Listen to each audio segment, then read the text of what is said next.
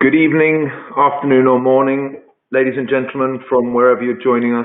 Thank you very much for attending another PCM webinar. From PCM, HPS and DXC, we very much hope that you and your families are well and that life is beginning to return to normal for you all. My name is Alex Rolfe and I'm the Managing Director of Payments, Cards and Mobile. So today's webinar, we're going to explore how to build a global payments platform. Prior to that, just a little bit of housekeeping for you all. If you have any technical issues at all in hearing or getting access to the platform or questions, then please use the attendee questions box and one of the team will be in touch. Just pop the query in there and they'll attend to you. Secondly, this is a live session, but it is being recorded, and the webinar and all of the assets that you see will be sent after the webinar, so you can either re-listen, watch again, or indeed share with your colleagues. Very importantly, there's a live Q&A at the end with the team of experts we have. If you have a question, please feel free to ask it as we go along, but we will only respond to them at the end, again using the attendee question box. And also, if your question relates directly to one of the slides that you see, then please just make a note of that so that when we're answering it, we can refer back to that slide. So a global payments platform is somewhat of a holy grail in payments, but here to explain exactly how they did theirs is Callum Gibson, the Global Head of BPS Banking at DXC, and Sebastian Slim, Director of HPS for Europe and Americas. Callum, over to you, please. Thanks, Alex. Good evening, good afternoon, and good morning to everybody that's on the call.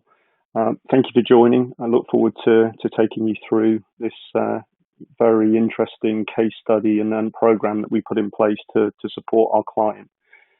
Just in terms of the process, I'll walk you through the early part of the slides, and then Sebastian will be following up to get into more detail on the PowerCard product and the different operating models that they provide and supply into the market. Just let me get into and give you some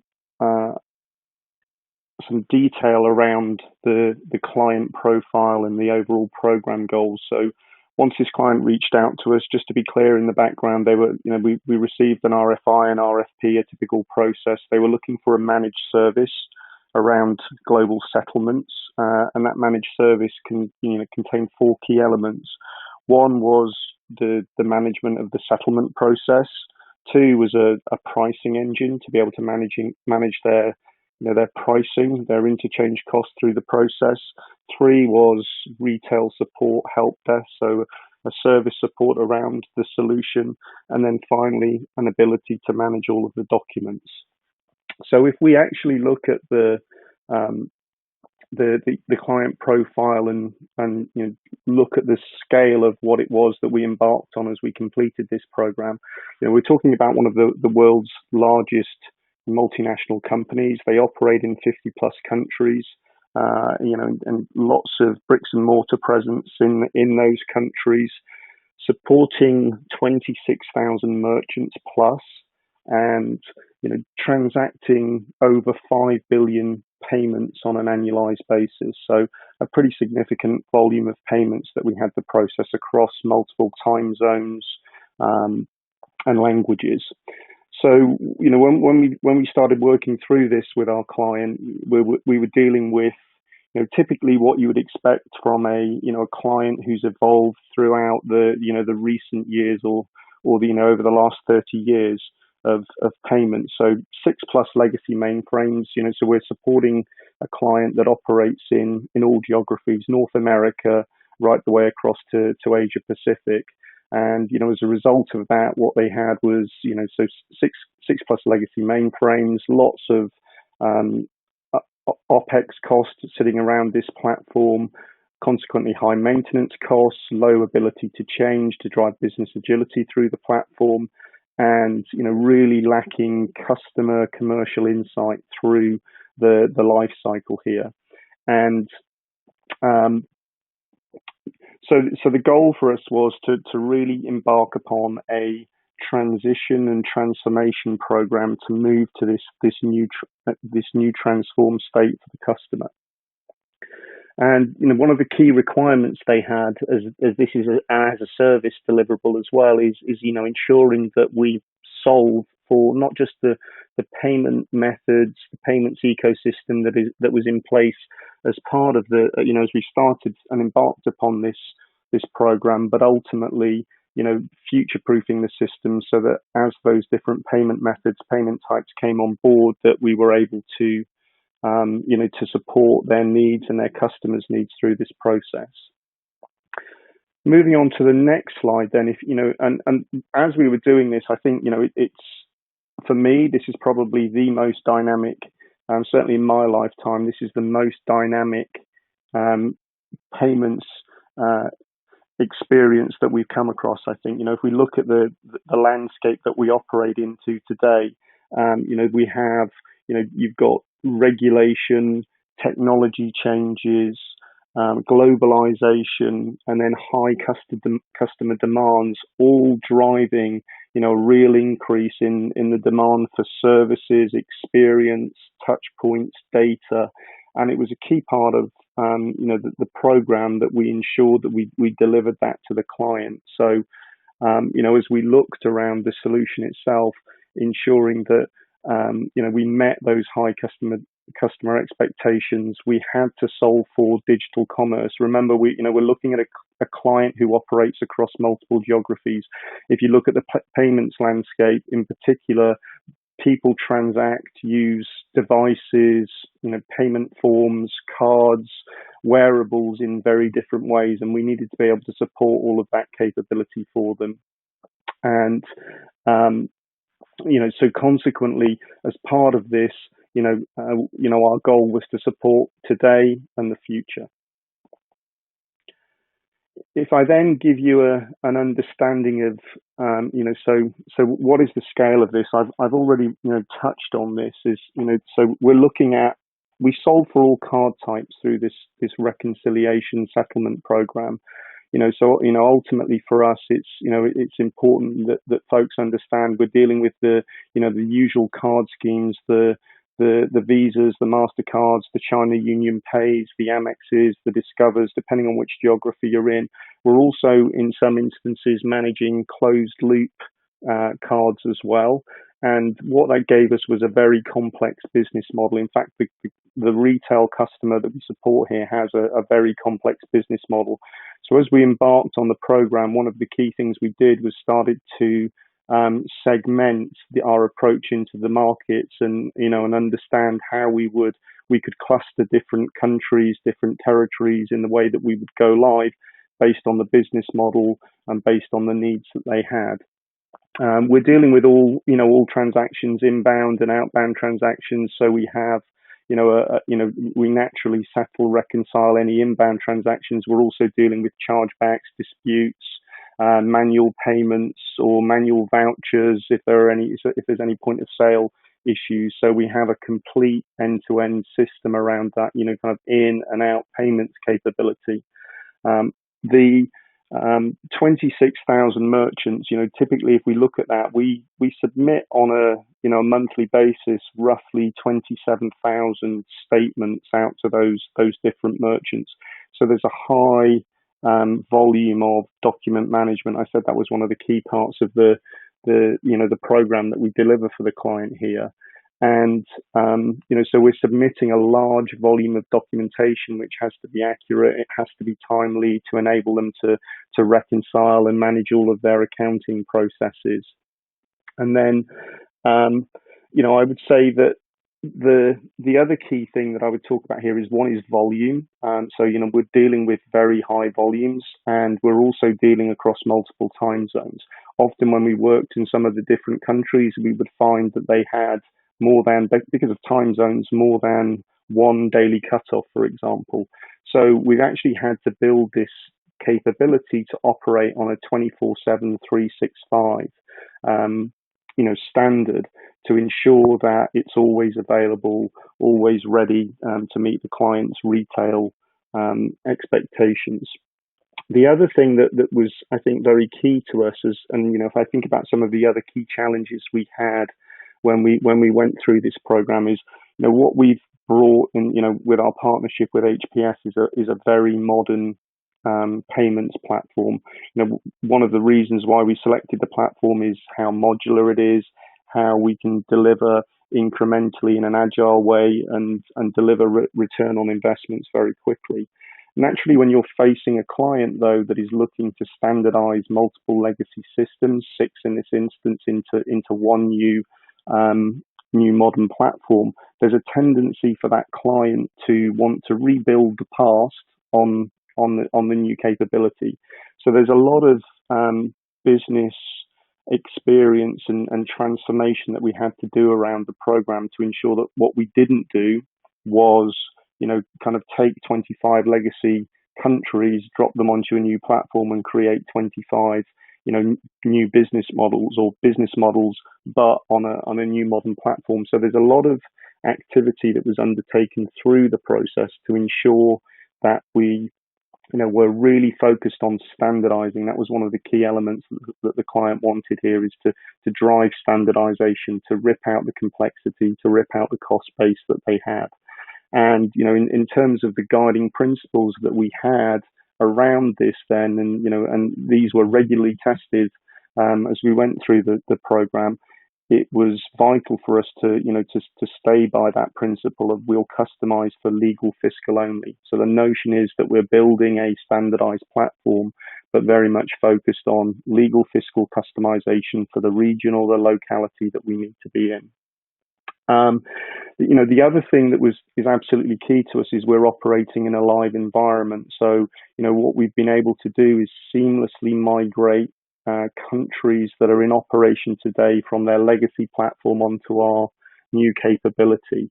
And, we did that by having a very clear process and methodology and, real detailed understanding around how we were going to manage the customers from the legacy solution. We naturally put in place a period of dual operability, and we put in place a period of hypercare.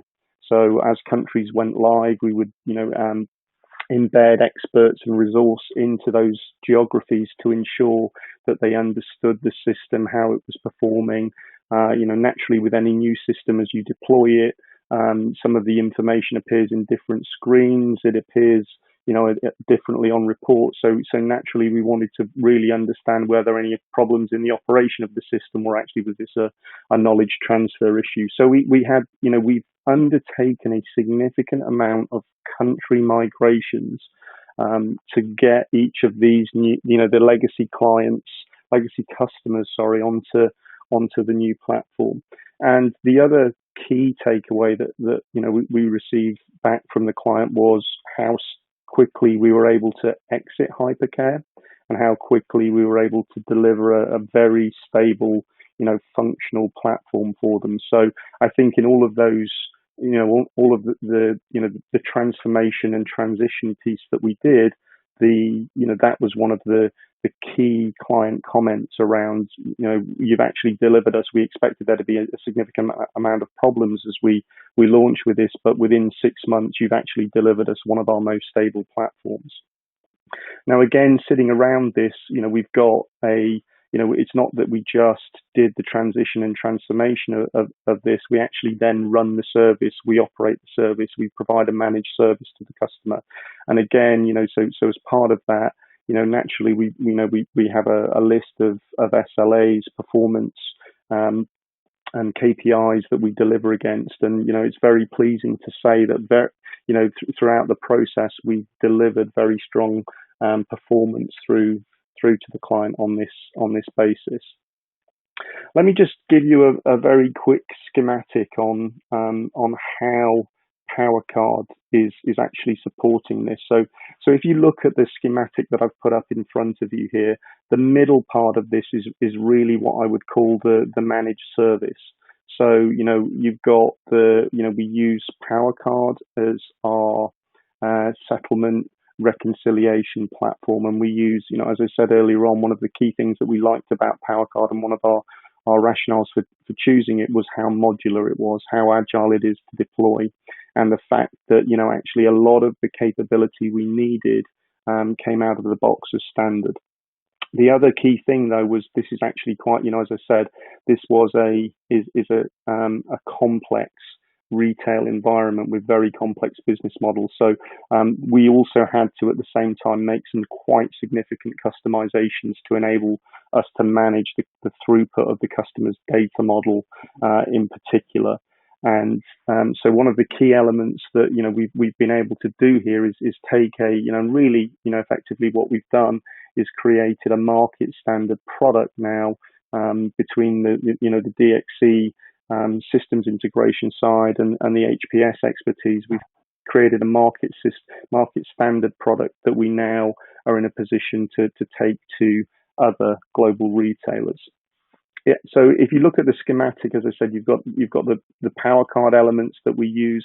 We then manage all of the 24/7, 365. We're dealing with any retailer queries, any retailer issues. We are managing any calls that come in, and so we have a help desk again that's got to follow the Sun principle. We have to manage across 50 plus languages. I think it's actually more than that, but we are supporting multiple languages with this capability. And then, what you can see again, a very simplified schematic is, actually you've got all of the different countries whose transaction information flows into the system. We're then managing that. As I said, there are 4 key elements to it: the settlement processing, the pricing.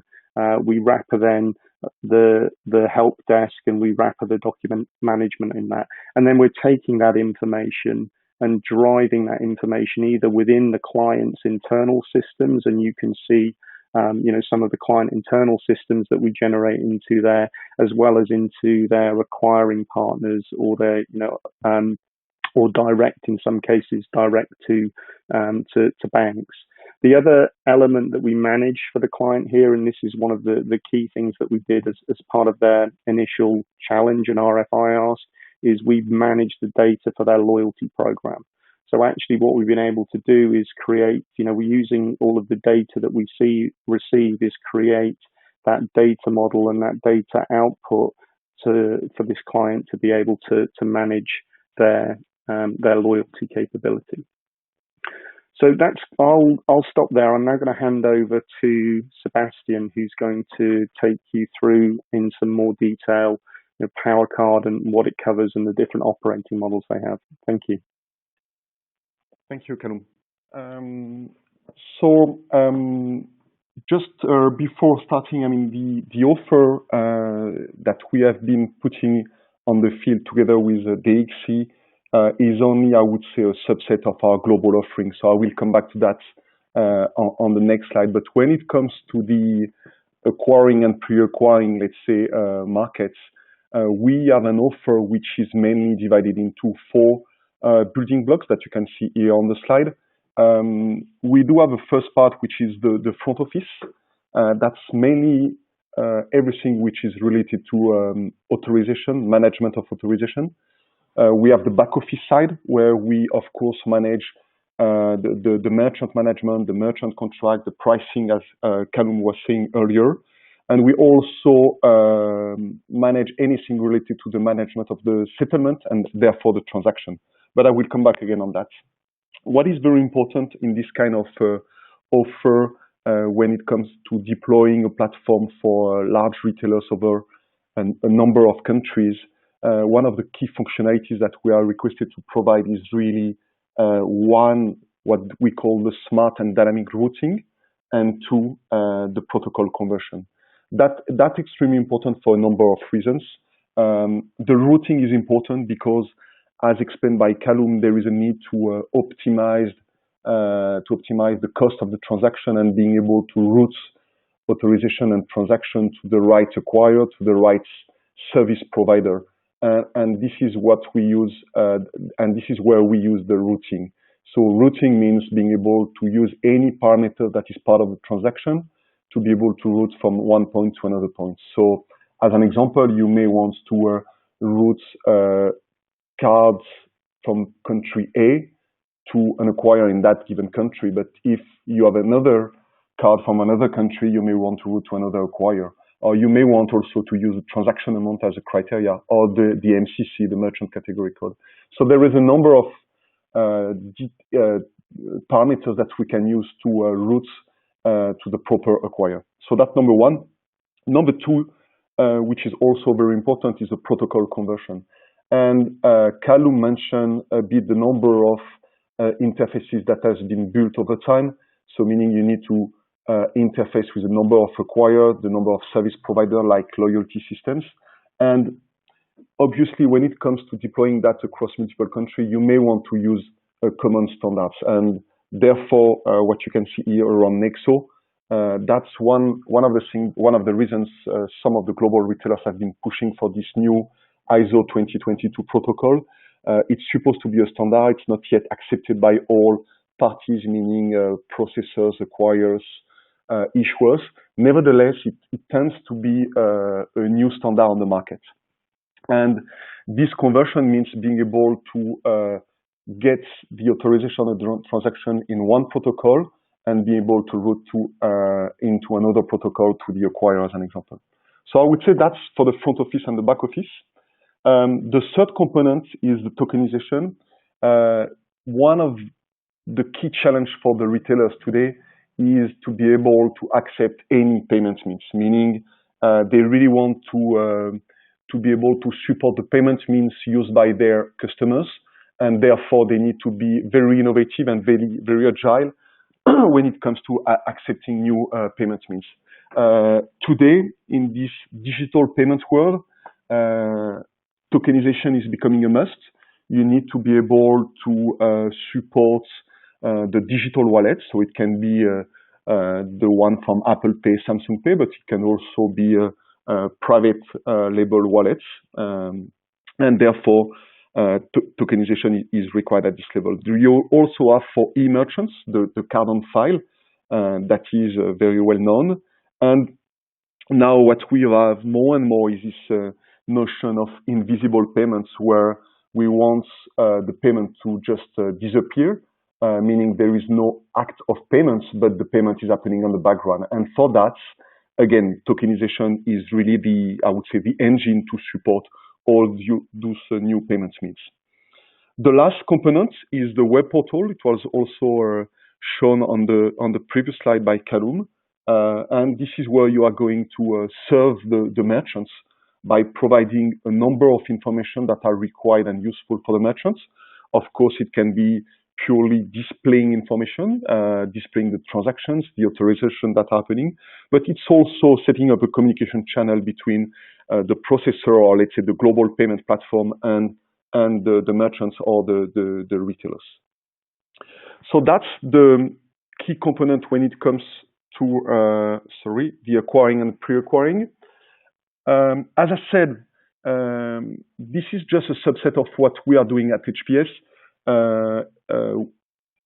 PowerCard, our software, is covering what we call the entire payment value chain.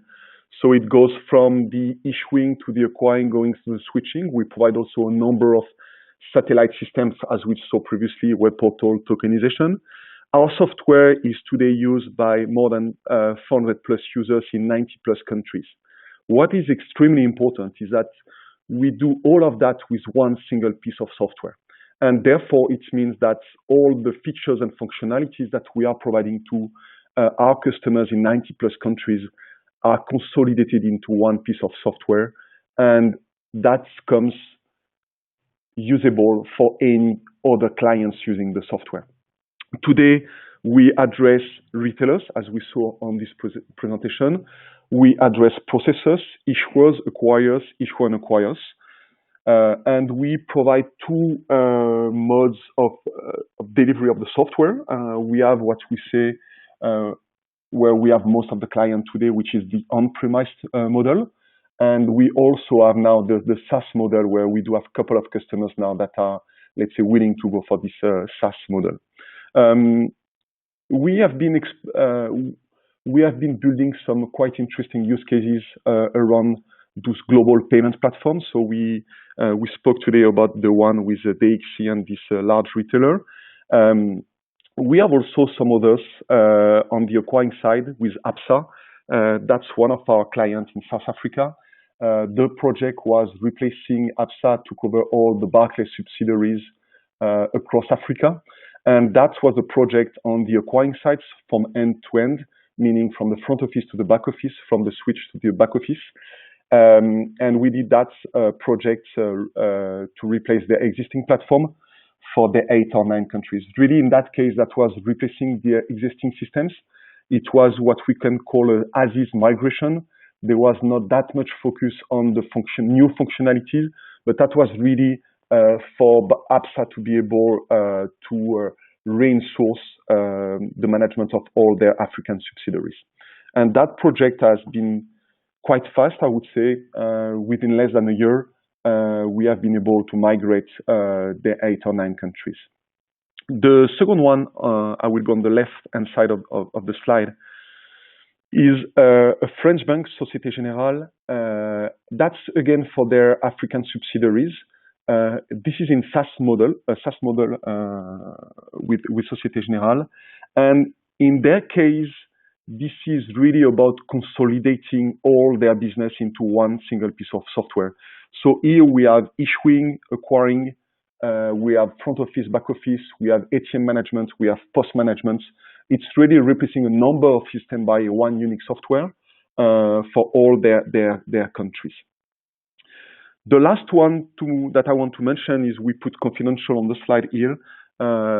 We are obviously not able to disclose the name, but this is a quite interesting case. We are talking about a tier 1 player, a global tier 1 player for their debit card platform.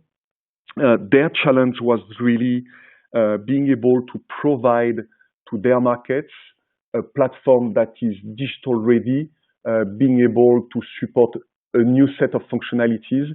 They were not able to develop all those new functionalities on their existing platform. It was a legacy platform customized during years and years and years, and therefore no more able to evolve at a reasonable cost. So really here, the focus was being able to be digital, bringing new functionalities to the markets. And the deployment model is a bit different from the others. When I was talking about ABSA, we were having one single platform covering the 9 countries. Here, I would say the philosophy behind this confidential clients is having one single version of the software. Nevertheless, for some reasons, they want to be able to deploy different instances of the software for their markets. But at the end, we are talking about a single version of the software. That's it for that overview on what we are doing at HPS. Maybe before going to the Q&A, we wanted to focus on some of what we believe are the key points when modernizing payments platform. I will be talking about the first one, about less complexity. As I said previously, when we speak about less complexity, it means different things. It means, one, being able to reduce the number of systems to support, to maintain, and that's number one. I would say we were talking about 6 mainframe for this use case, converting into one system. So usually we see the opportunity of with our technology that you are able to consolidate a couple of systems into one. That's number one. Number two, less complexity. Today, what is really important is that you are able to provide all the capabilities onto one system, and therefore, whenever you want to, if you have 10 systems and let's say to cover your entire business, and you want to bring a new functionality, you need to do some changes on all of those systems. So obviously, having one single system will simplify all of that. The second point, which is more and more requests that we see coming from our clients, is they want to stay as close as possible from the standard products. And that's important for a number of reasons. One, obviously, is a question of cost, because you don't need to customize the software. Two, it's important in terms of time to market, because obviously using a standard product, is taking less time for the implementation.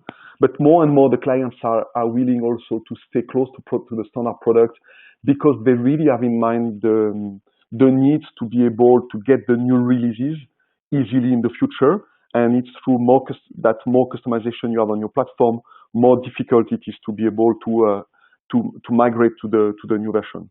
So all of that is what we call what we wanted to summarize under the let's say less complexity. And I will give the floor to Callum to present the last 2 points on this slide. Yeah, thanks, Sebastian. So, I think as natural byproducts, typically when, we go and we talk to clients, we typically present around the 3 themes that are on this slide. So, as Sebastian's covered, less complexity, and that drives correlating improvements or reductions in either business agility or decreasing total cost of ownership. So, if I reflect on that as we went through the program here, we've talked about the reduction in the mainframes. We've talked about the standardization of the business processes that operate and taking the business teams who use these systems, managing a business readiness, knowledge transfer, so as they adapt and move into a new platform with the new capabilities, they truly understand that it's not that it isn't necessarily working. It's just that maybe some of the screens or the way it produces data is much different than it previously was. So there's a large element that I would suggest that anybody undertaking such a program, you really need to invest in business readiness and knowledge transfer and getting the business ready to accept a modern platform, or you end up in a scenario where your clients are effectively trying to build what they had before, but on a new modern platform, and that's not ultimately what they signed up for. The other key point on reducing cost of ownership here, and Sebastian touched on it on his, on the complexity side. Recently we were working with a large client, and actually what we found was, and we manage, we process the core of their payments. But from a legacy standpoint, as the payments ecosystem has evolved significantly, what's actually happened is they've added different bolt-ons, and what we understood was that for every dollar they spent with us on change, they actually spent throughout their payments ecosystem, and it was a large bank in this instance. They spent another $9 on operational change in particular.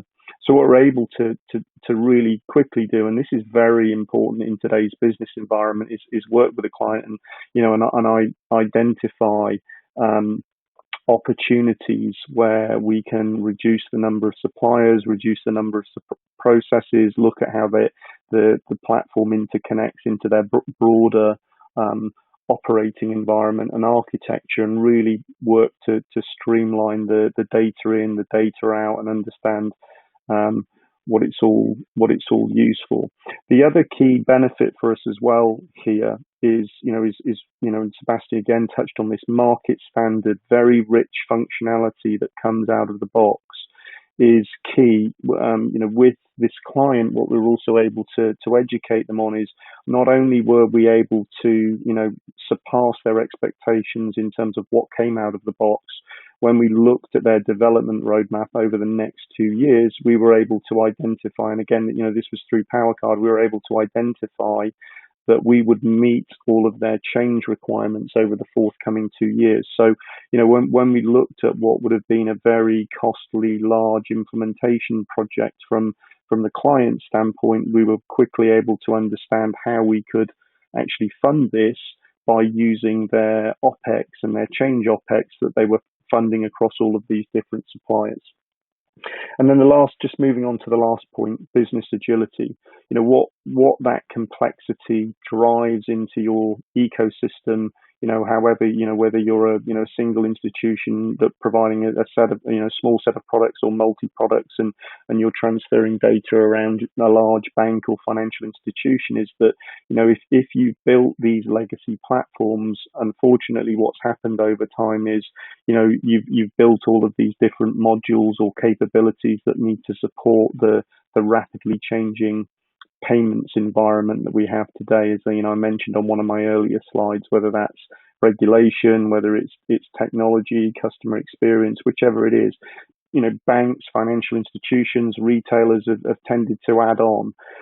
What we're able to do by moving to this single platform is really, cut all of the speed to market down to be a very minimal, time period.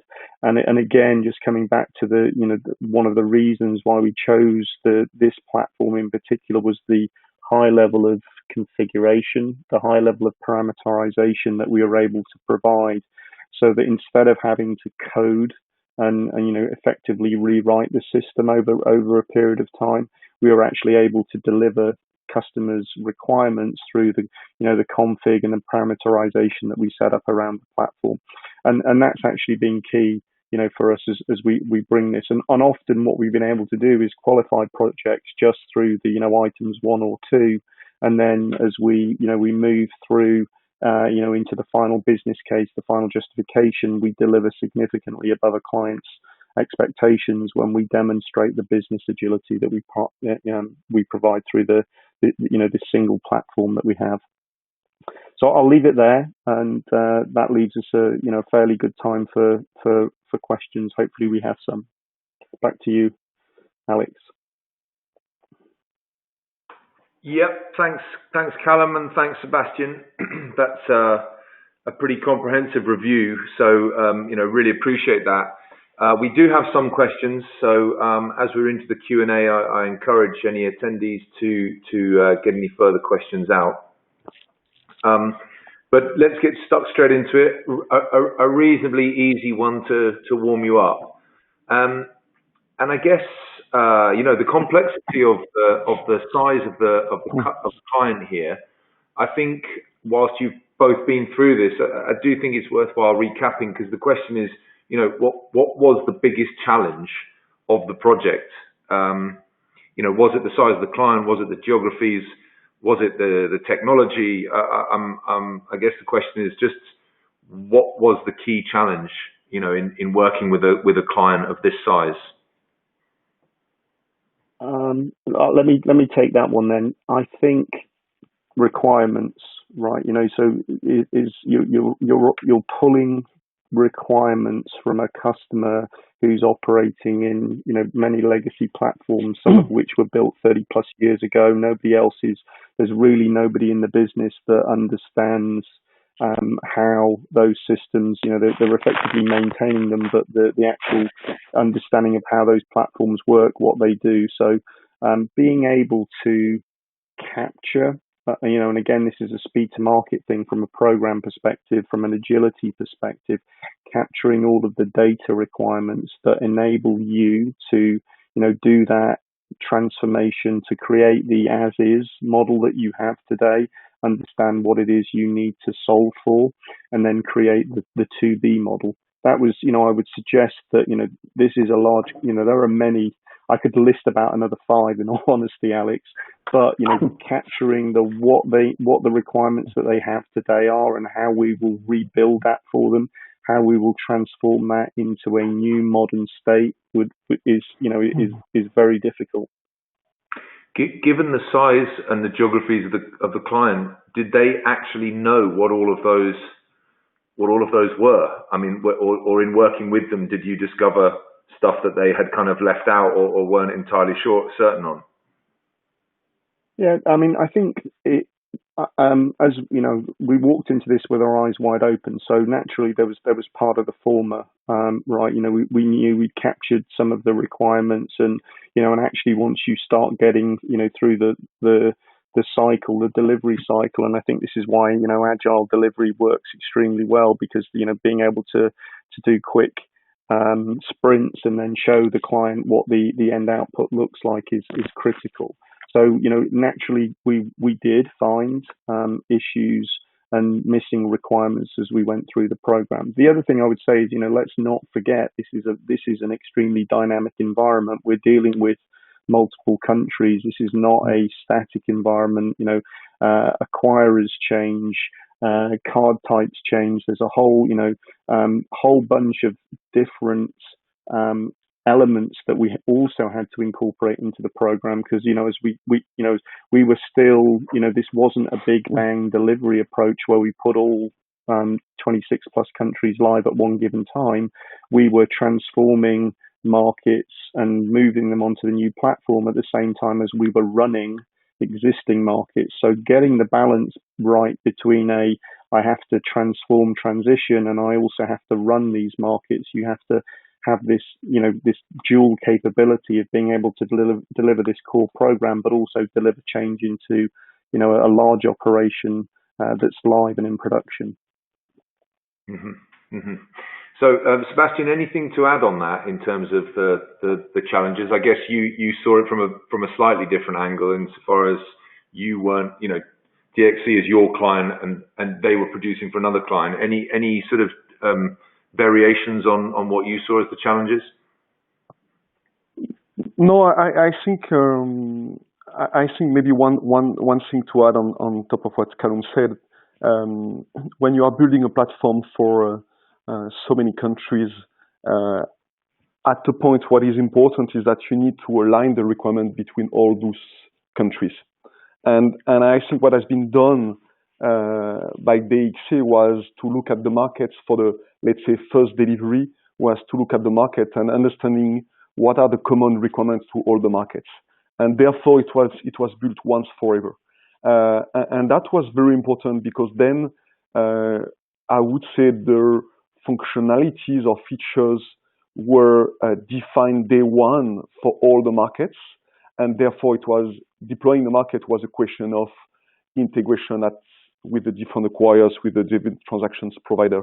But I think what is very important, and that's always a challenge when you are building this kind of platform, is that because you want to share one platform, one system for different markets, and at the end, it's like different clients, because they do have different requirements on their own markets.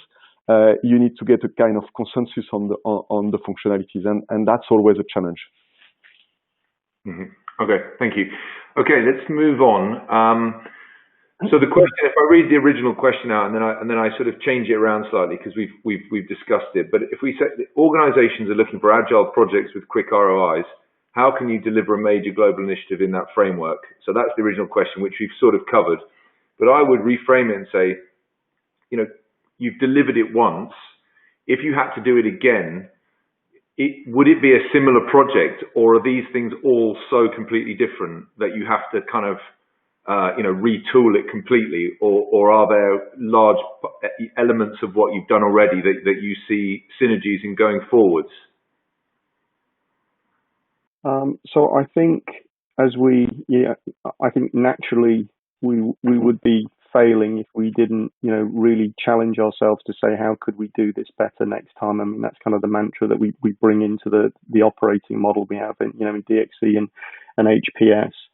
So, I think there are a few things that are very different now, right? And as Sebastian said early on, one of the key things that we did up front was to really understand the business model and to think about how we could bring as many of the markets live as quickly as possible, how when we went into some of the more complex markets, we were able to append code, append data into those markets. So, that piece for me was a very successful piece of work between the organizations that I would suggest we would absolutely continue going forward. I think, the biggest lesson learned for me is really around managing the business through this cycle. It's as you go through these large programs, naturally you have business users who get very excited about a new system coming, less work, more information, and they get very impatient. And at times you have this issue of to use a very colloquial term, hopefully this translates into other languages, people are trying to boil the ocean. They want everything right at day one. So, I think managing business expectations for me would be something, I absolutely think that, we could have done better, the client could have done better, and I would have had a much more explicit work stream doing that right from day one, preparing the countries who are receiving the platform to really educate them, having them involved in it, getting them, as we delivered this in an agile way, and the development teams, the program teams get to see everything. I would have brought external users in so that they start to understand and see the platform earlier. The other thing I'd say is, naturally the way that we deliver. I mean, this is kind of a hosted mainframe solution. But if you think about technology and how it's evolved, and as Sebastian mentioned, we're moving into kind of SaaS cloud-based models or hybrid type models. Then naturally how we would have deployed this would change significantly as well. If we were looking at, very rarely do I get a customer today that isn't interested in moving to a cloud-based, cloud native solution. So I think how we would have been set this up, configured it, managed it on a more demand supply basis using new technology would be fundamentally different. We still now in effect have to take this client through that process, but that wasn't available when we started the project.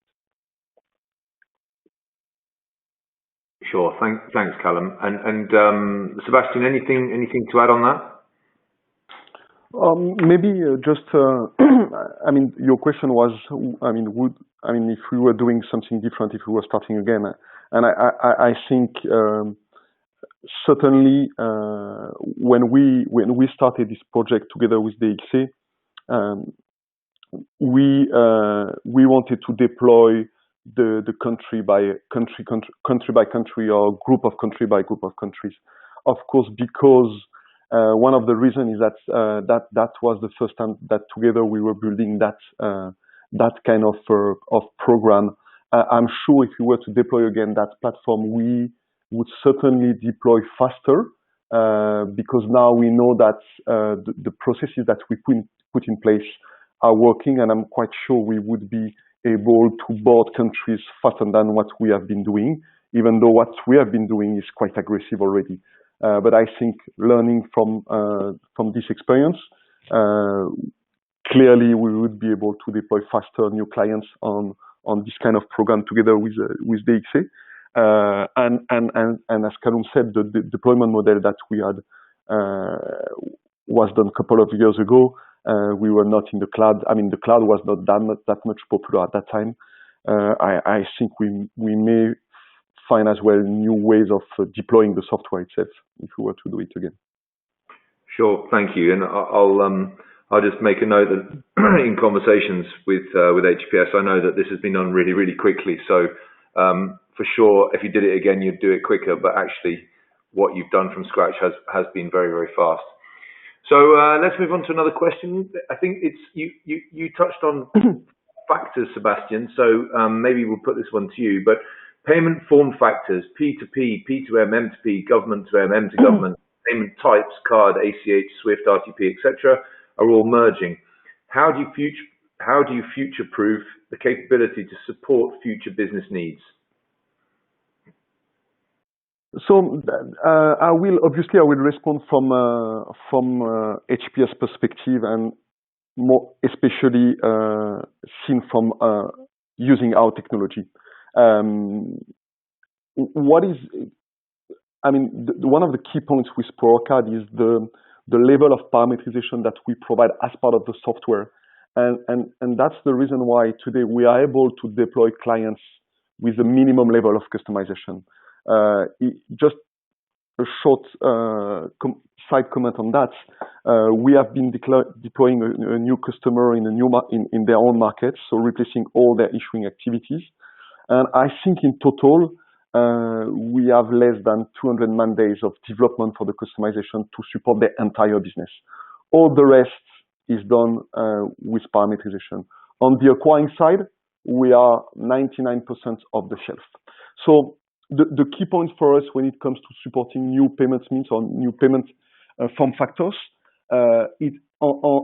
with PowerCard, it's mainly a question of parameterizations, meaning being able to define what are the business rules for that payment form factor or this payment type, and building interfaces. So as an example, when we need to deploy, and that was the case when we were requested to support WeChat Pay or Alipay, that was mainly, for us, that was mainly a question of building the interface between our products and with ChatPay to be able to support that authorization.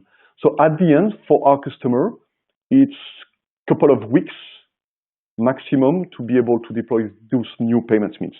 So from our view, this is key, but it's resolved thanks to parameterization and building new interfaces with the required, let's say, payment means providers. Okay, thank you. Callum, anything to add there?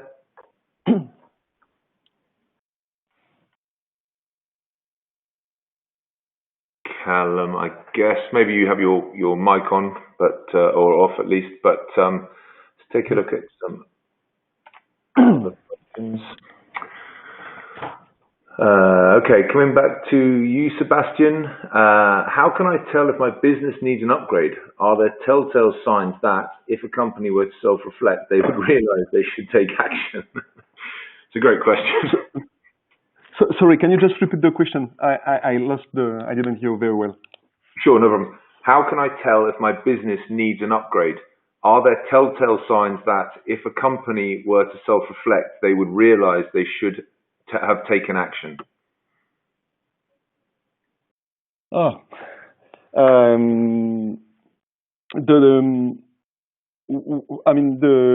mean for the migrating to a new platform, or you? Yeah, I think it means it's looking at if the business, I guess, a software or payment system needs an upgrade. At what stage? You know, in this instance that we've talked about, clearly it had been running on a series of legacy mainframes, etc. But you know, you guys will have experience of, presumably most companies come to you when it's too late, you know, or when they could have done something a few years ago, or maybe I'm wrong in thinking that, and people are quite, you know, forward thinking about it. But in your general opinion of the kind of customers that you see, you know, what are the kind of telltale signs that they should have done something earlier, or they should be doing something now?